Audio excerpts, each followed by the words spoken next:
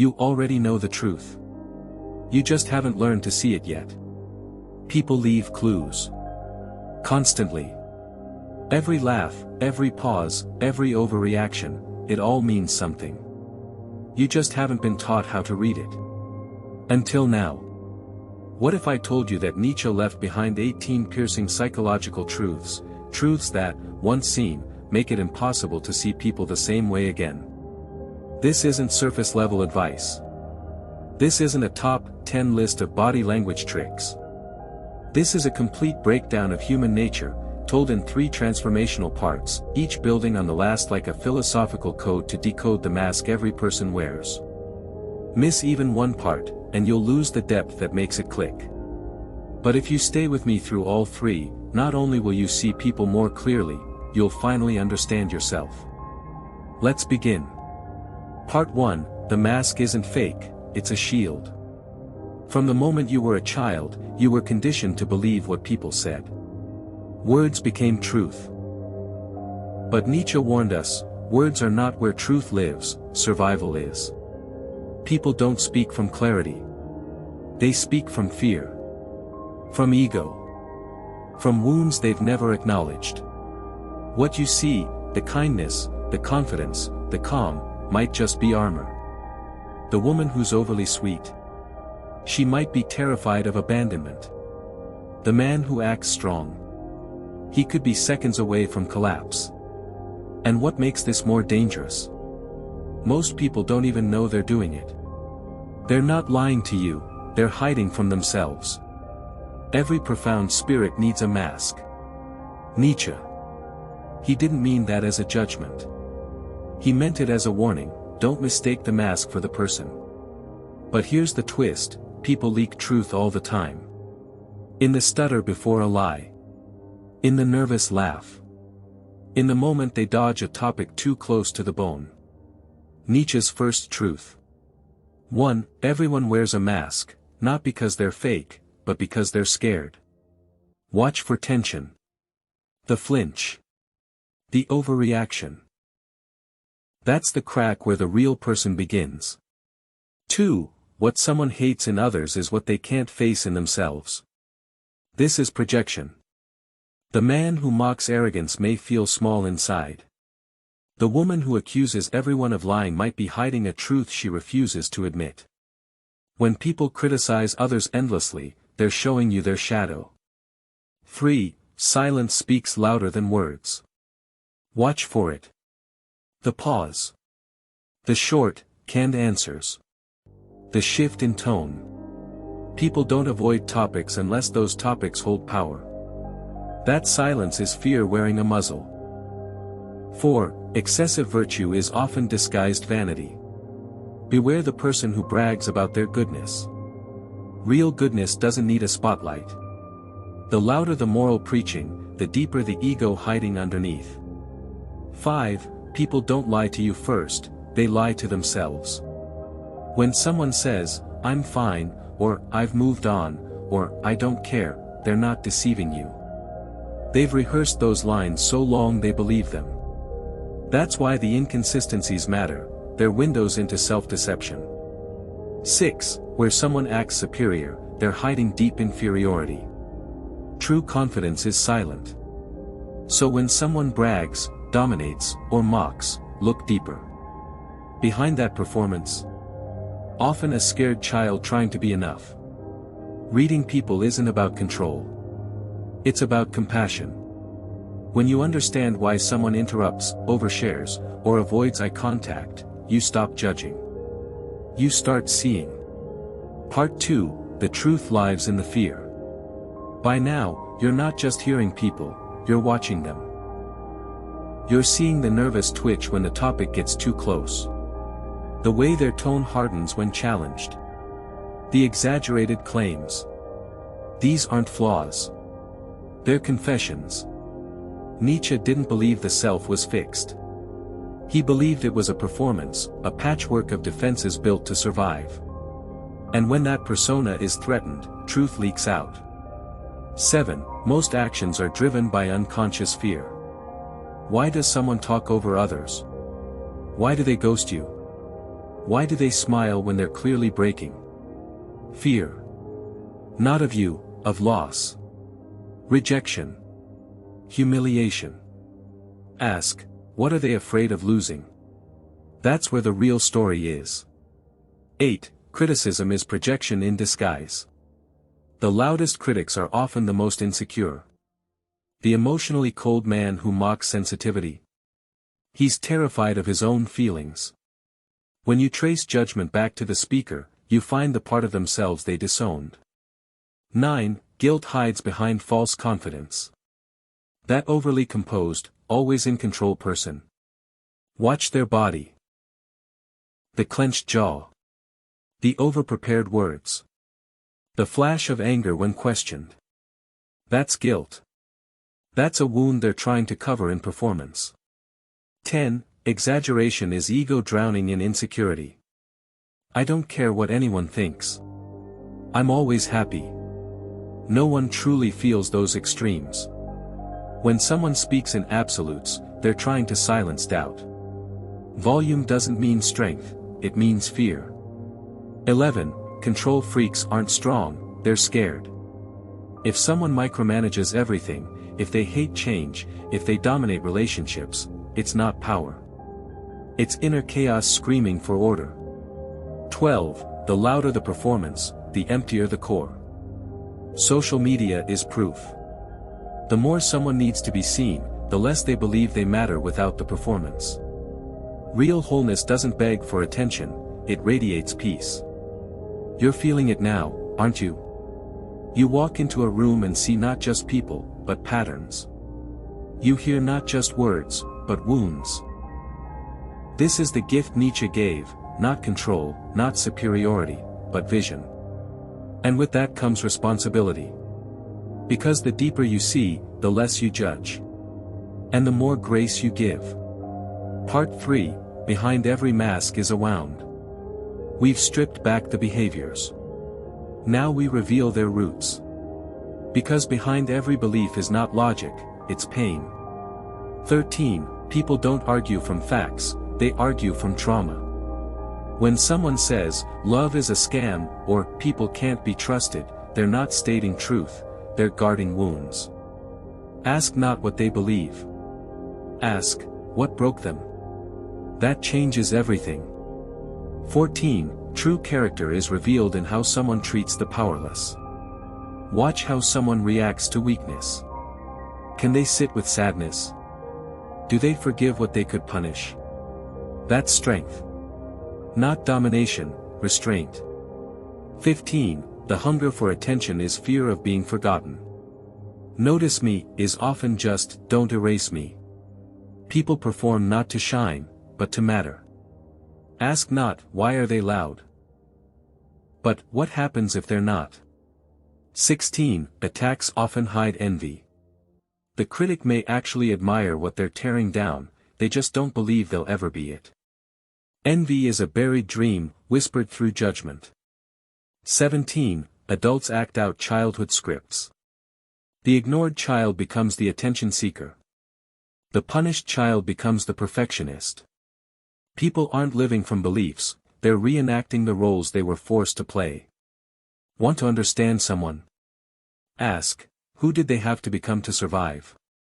18. Patterns are confessions. Someone ghosts when intimacy grows. Confession.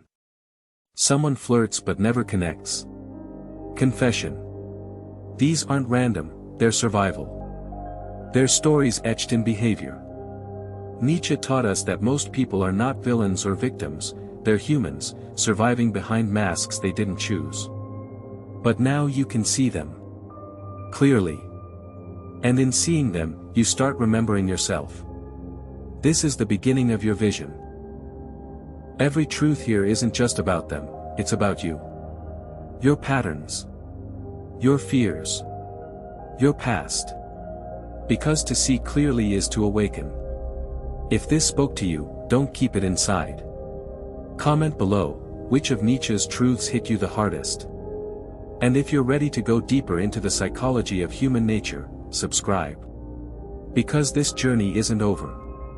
It's one thing to notice the mask. It's another to feel it crack. And once you do, you'll never look at anyone, including yourself, the same way again.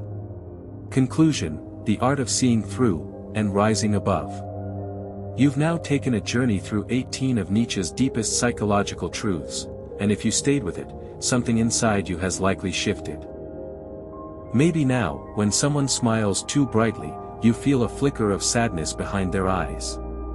Maybe when someone boasts loudly, you hear the quiet fear hiding inside the echo.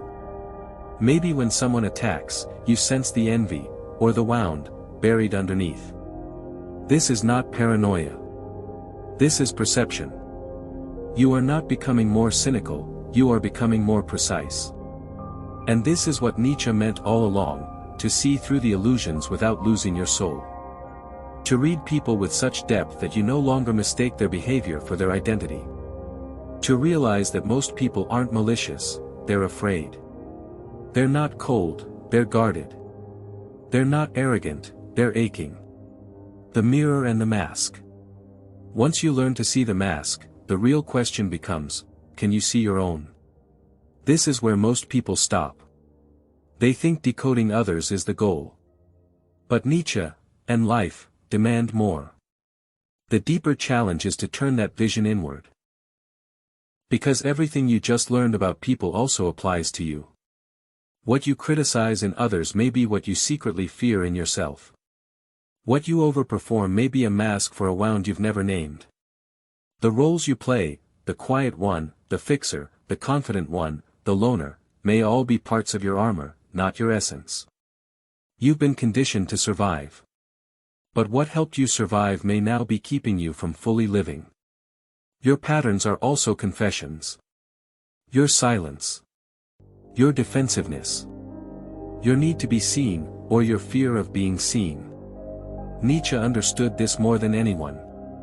He didn't just want us to analyze others, he wanted us to awaken to ourselves. He believed that the greatest strength isn't control over others, but clarity within ourselves.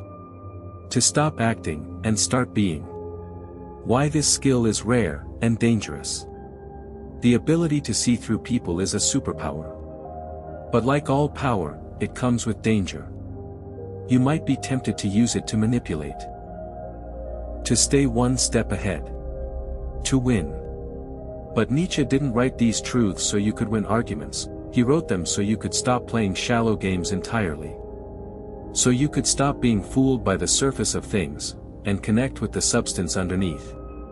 Because the more clearly you see someone, the harder it becomes to hate them. And the more deeply you see yourself, the harder it becomes to lie to yourself. This is the edge most people never cross. They learn a few tricks. A few observations. They spot the red flags and read the tension, but they use it to protect their ego, not to elevate their soul. But you're being asked to go further. To look at someone mid-conflict and think, this is their wound speaking. To look at your own reaction and ask, what am I trying to defend right now? This is rare. And it's hard. But it's how inner freedom begins. Don't just read people, understand them. Reading people isn't about becoming a walking lie detector. It's about becoming compassionate without becoming naive. When someone withdraws from you, you won't panic, you'll understand. When someone over-explains or exaggerates, you won't judge, you'll listen deeper. When someone insults or performs, you won't retaliate, you'll see through the act to the pain beneath. And maybe, just maybe, you'll stop seeing enemies. You'll stop needing to be right. You'll stop needing validation from people who don't even know who they are. This is what it means to evolve. Nietzsche's truths aren't meant to harden you, they're meant to awaken you. They're meant to pierce the illusion of personality so you can meet the human underneath. Because when you strip away the ego, the fear, the defense, what's left is someone who just wants to be seen, accepted, loved, and safe. And that's true for every person you'll ever meet, including yourself. You are the pattern breaker. If you've resonated with these truths, it's probably because you feel people deeply. You've always sensed that something wasn't quite right in how others present themselves. You've seen the smiles that didn't match the energy. The praise that felt performative. The "I'm fine" that carried a silent scream underneath. You are the one who notices. You are the one who sees what others ignore. You are the one who remembers what it means to be real. But now you've been given the language for it. The framework. The flashlight. Use it wisely.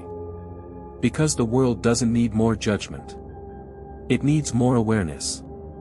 You don't have to fix people. You don't have to call them out. But you do have the responsibility to stop being fooled by the act, and to stop performing your own. This is your gift now, the ability to walk through a room and not get caught in the noise. To see the chaos behind control. To hear the ache behind anger. To feel the child behind the critic. The final truth, clarity is compassion. The world is full of masks. Performances. Pain. But you, if you've made it this far, are no longer a spectator. You are no longer sleepwalking through interactions. You are no longer a prisoner of confusion. You are awake now. And with that awareness comes power. Not the power to dominate, but the power to free yourself. You'll stop reacting. You'll start noticing. You'll listen not just to what is said, but to what is not said. And in doing so, you'll touch the places in others that even they forgot existed. This isn't about being perfect. It's about being present. It's about being courageous enough to look beneath the mask, in others, and in yourself.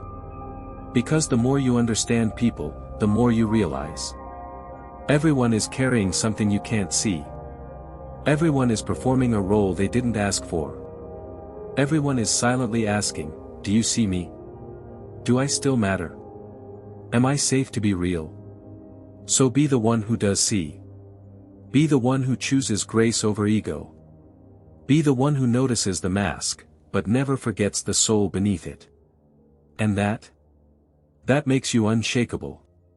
If this resonated, share your reflection. Comment below. Subscribe.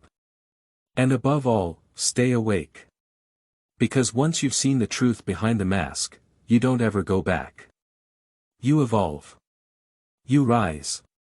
You become. And that's the real journey Nietzsche wanted us to take, not toward power over others, but power over illusion. Welcome to the rarest kind of freedom. Clarity.